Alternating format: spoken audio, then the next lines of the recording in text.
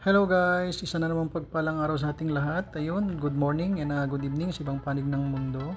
So gagawin lang pala natin ng reaction itong napansin natin dito sa ating video na pumasok sa Makunakon Isabela. Napansin ko kasi magkaiba yung pag-check-in ng baril dito sa Kawayan Isabela and dun sa Makunakon papuntang Tugigaraw, Cagayan. So ayan, dito tayo sa airport ng Kawayan, pumasok tayo dyan and in-approach natin kagad yung ating PNP personnel, yung ating safety protocol. And dineposit natin yung ating firearm for check-in.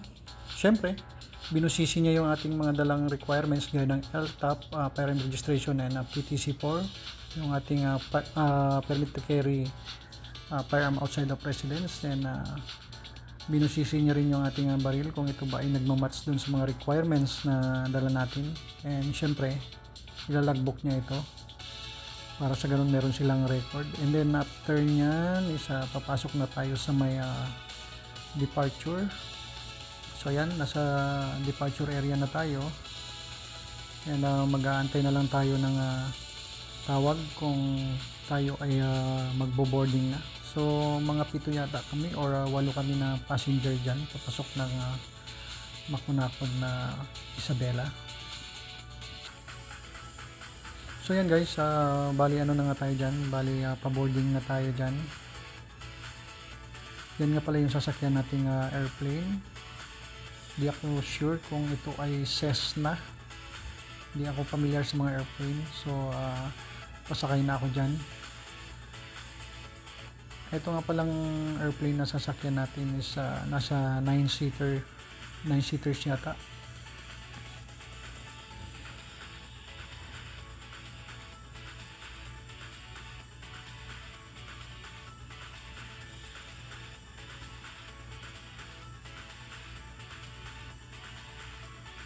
So yan yung piloto natin dyan, tumatawag sa kaap, humihingi ng clearance for take off or para mag-approach sa runway.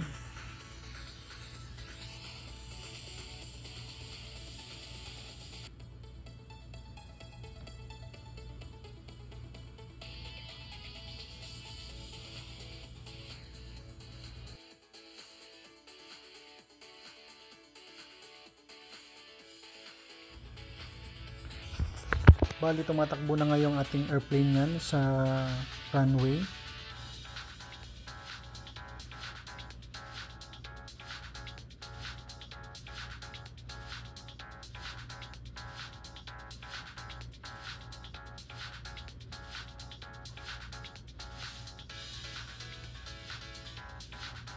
And then ayan, bali naka-take off na tayo dyan and bibilang tayo ng mga 25 to 30 minutes makakarating tayo ng Makunakon Isabela. So ayan yung mga madadaanan natin from Kawayan. May madaanan tayong mga palayan dito kasi sa Cagayan Valley guys, maluwag ang palayan. So mula dito sa may kapatagan na ito hanggang doon sa paanan ng bundok, puro palayan yan at saka taniman ng mais.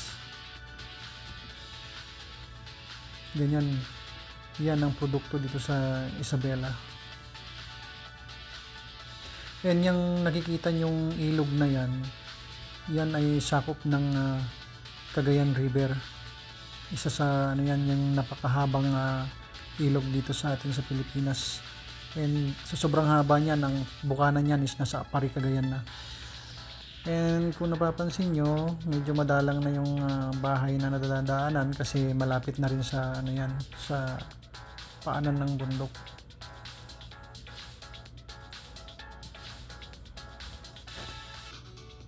So bali nakatawid na nga tayo ng Mount Sierra Madre niyan. Malapit na rin tayo sa may runway ng Makunakon. Kung napapansin nyo yung nasa harap ng airplane, yan na yung runway ng Makunakon. Palanding na rin tayo dyan.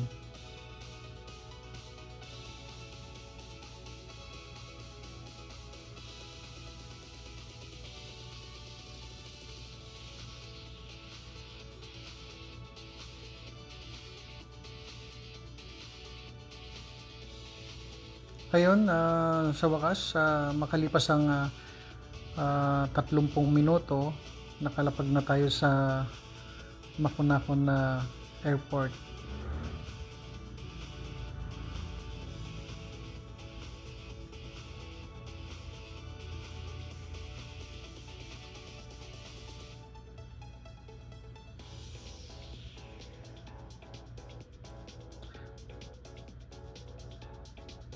So bali ito nga pala yung Makunakon Airport.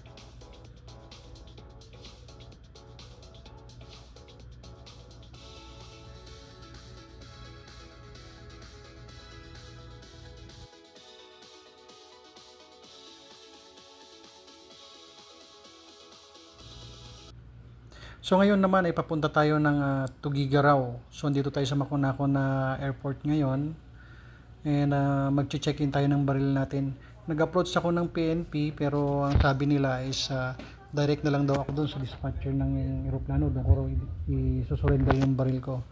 Hindi ko alam kung bakit hindi nila kinuhanan ng record yung baril ko, or tiwala lang siguro sila sa atin na wala tayong gagawing masama. So yan, bali sinurrender ko nga yung baril ko dun sa dispatcher na babae, and sila na yung bahala. Hindi na chinek ng PNP yung mga papers ko. And after nyan, boarding na rin tayo kaagad.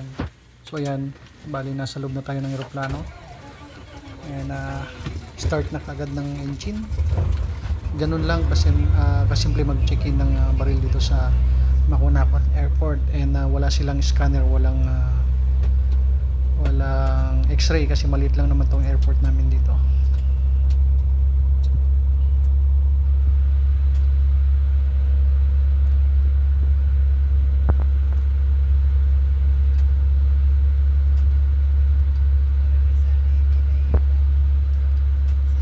So bali yung airplane natin is papunta na dun sa may dulo ng runway niyan. And yung ating take-off yata is papunta doon sa may Sierra Madre kasi yung hangin galing sa bundok, kaya kailangan pag take-off yung airplane natin, kailangan salubungin niya yung hangin.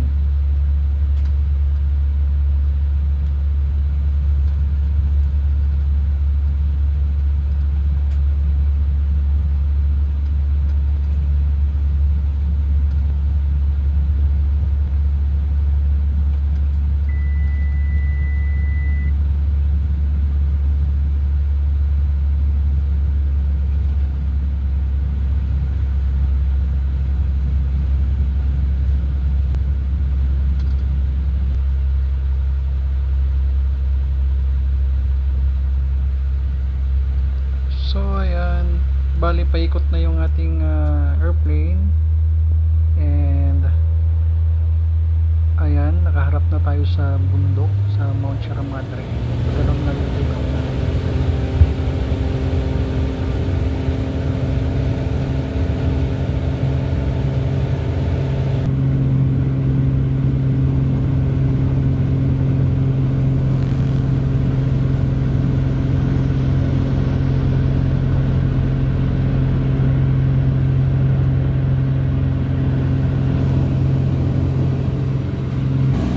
So ayan, bali naka-take off na tayo.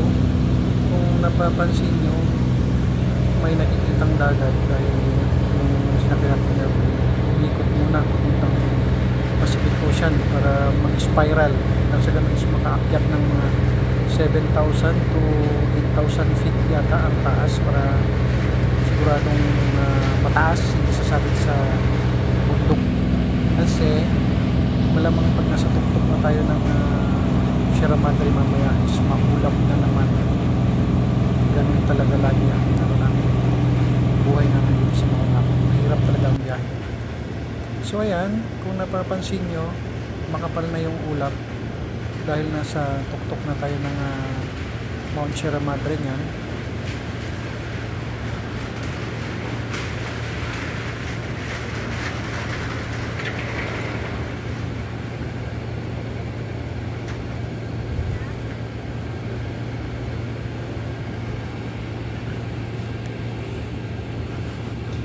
Ganito talaga kahirap ang biyahe namin dito sa Makunakon Isabela, kaya kung minsan talagang sadyang hindi inasahan. Minsan may nangyayaring disgrasya sa mga eroplano, yung mga bumabagsak, dahil napakahirap talagang mapredict ang weather dito sa amin. Kahit minsan napakaganda ng panahon, tapos pagka nasa malapit ka na sa may tuktok ng Mount Sierra Madre, bigla-bigla na lang nagbabago yung panahon, biglang kumakapal yung ulap, lumalakas yung hangin at sabayan pa ng malakas na ulan. So kaya minsan sa hindi man sinasadyang pagkakataon, meron talaga nagdidisgrasyang mga maliliit na airplane. So yung sinasakyan namin airplane ngayon is kagaya rin yung sinakyan namin from Kawayan, Isabela. Mga 9-seaters yata ito, kung hindi ako nagkamali. Kung napapansin nyo, meron na naman tayong nakikitang mga palayan dyan. So ibig sabihin, malapit na tayo sa kapatagan na naman ng Isabela dyan. Nakalagpas na tayo sa tuktok ng Mount Sierra Madre. May mga paisa-isa ng ano dyan, tumpok ng bahay.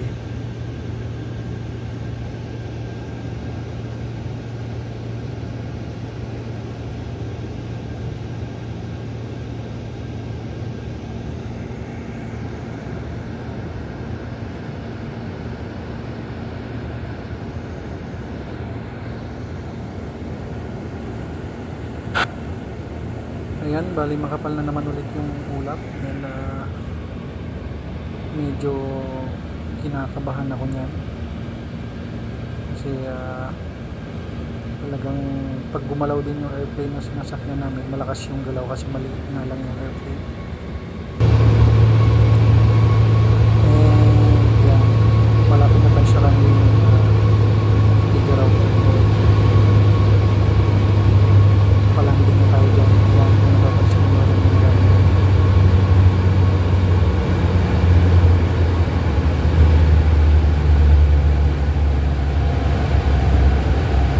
Ayun, palanding na tayo. After 13 minutes guys, landing na tayo. So yan, maraming salamat na plus natin. Diyan tayo ng sa sinasakyan sa ating mga solo followers. Thank you very much. God bless you. Bye bye.